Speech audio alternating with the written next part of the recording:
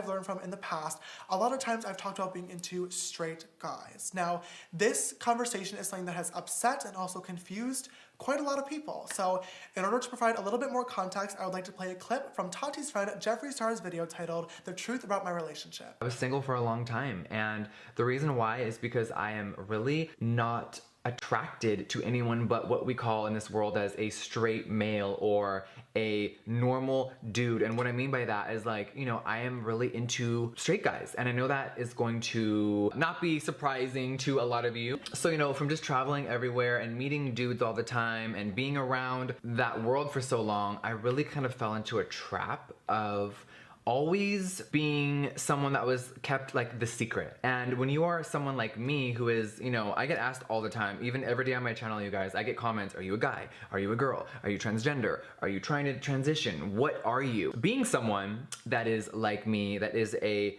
guy that looks like a woman, right? I keep doing this because so many people are not into labels these days, and I love that. I'm all about that. You do you, call yourself whatever you want, whatever you believe in. I think that is the beauty and the freedom of, you know, living, is we can be whoever we want to be. I've always been into straight men, and the problem with that my entire life is I never found real love, because straight men behind closed doors, they love people like me, they love hooking up, they love having fun, they love the relationship as long as other people don't know. I really like this clip from Jeffree's video because not only is everything in it very accurate, but I honestly feel like he did a great job of explaining a topic that is very confusing and complex and that not a lot of people understand, including me fully, to be honest.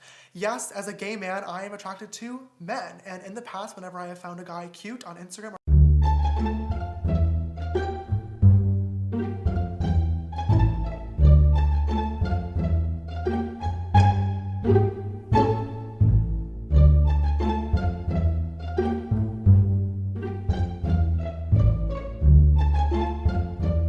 On Monday, May 6th, Jeffree posted this tweet to his Twitter, which I instantly started getting tagged in. After this tweet and a few other ones from him and his friends, I decided to reach out to him and ask if there was something going on that I should be aware of. He replied to me and he said that it was not about me and that it was about another brand stealing his ideas. This message was in a voice memo, which has since disappeared from the screenshot. You'll just have to believe me.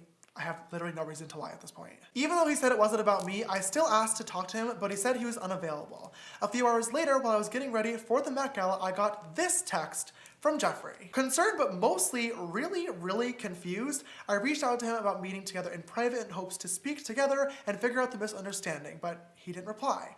3 days later, still no response. I decided to reach out again, but he was not available to talk. I flew to Australia on May 8th, and on May 10th, hours before my scheduled meet and greet appearance where 5,000 fans were already waiting outside, I was woken up at 4 in the morning by my friend because Tati had just uploaded her video titled "Bye Sister." Watching Tati's video, it was very clear to me that my friend was still very hurt, and even though I had already apologized both privately and publicly, I wanted to make a video right then and there with my raw and honest emotions. But because of the time difference, it took me an extra few hours to film the video and get it up, and by the time I was about to hit publish, I received yet another text from Jeffree Star. I've already cleared up Sam and our night together being 100% consensual. He was absolutely not trapped in a hotel room, but Jeffree also brings up Zach.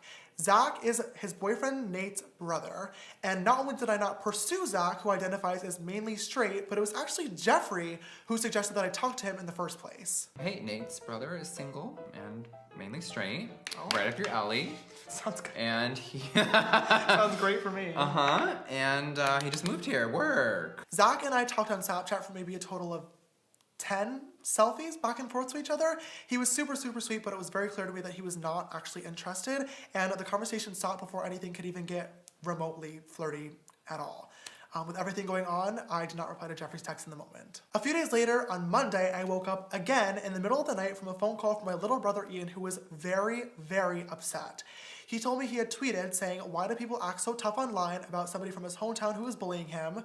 And Jeffree Star, of all people, had quote tweeted Ian's tweet saying, "Why is your brother a predator? Why did you really move back to New York City? Exactly, shut the fuck up." Many people were quick to call out Jeffree for bullying a kid who had nothing to do with the situation literally at all, and he deleted the tweet. After this, I went to check my phone and noticed that Jeffree had texted me a few minutes prior, and I opened my phone to this. I really want to read this text out loud just so you all get to hear exactly what I had to read, but also so I don't miss anything. "Grayson is going on camera shortly. to finally tell the world how you tried to molest him and touch him in his sleep and made him uncomfortable for months, you sick motherfucker. Next, Zach will be going on camera to tell how twisted and sick you were, trying to get him to like you and then make him feel bad when he didn't want to send you photos back. Then Sam from Seattle will be joining me and Cameron to talk about you trapping him in his hotel room. You need to be locked in prison for a very long time. You need the internet taken away from you. You are a danger to society. As disgusting as it is, I have to admit, bringing up Grace and Dolan was pretty clever. At the height of all these allegations and stories going around, both of the twins unfollowed me, not wanting to be associated, and fans started speculating that the rumors could be as to why.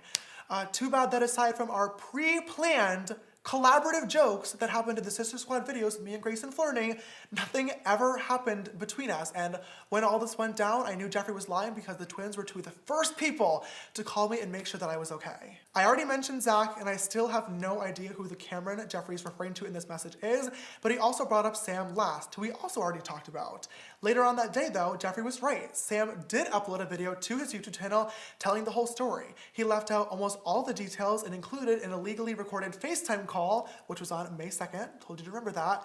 But even through all of this, he still managed to get the point across that our interactions were 100% consensual. Next was Jeffree's tweet to my little brother Ian. Now, I did say that this video was going to be solely based on facts, and I of course can't prove what Jeffree was trying to imply here, and I don't want to put words into his mouth. But since it's now open for speculation, might as well clear the air.